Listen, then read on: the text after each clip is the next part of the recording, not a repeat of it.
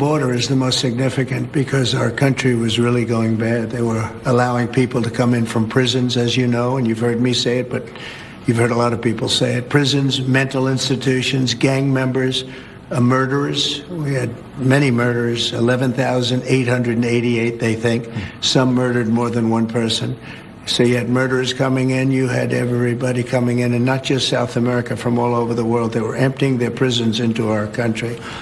And now it's totally closed down. And you've seen just yesterday they announced 99.9%. Nobody thought that could happen. I think we're a respected country again. We were laughed at all over the world. We had a president that couldn't walk up a flight of stairs, couldn't walk down a flight of stairs, couldn't walk across the stage without falling. We had a president that was grossly incompetent. You knew it, I knew it, and everybody knew it, but you guys didn't want to write it because you're fake news. You're really not asking, and you should be asking.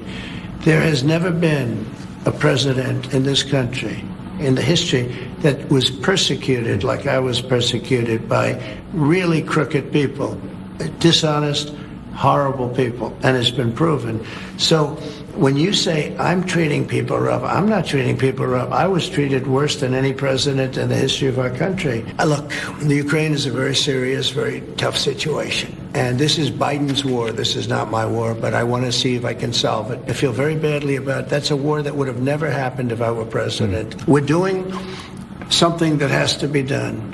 We have a country that's very sick. Joe Biden, and it's not him because I don't even think he knew what the hell was happening, but the people around him are vicious people. And what they've done to the country is unbelievable.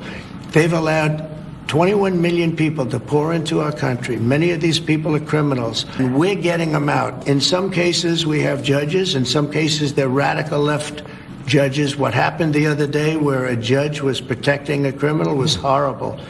And I think she's got big problems, frankly. And there are a couple of them like that. I want to talk about one man. Wait a minute. Yep. We have to be treated fairly by judges.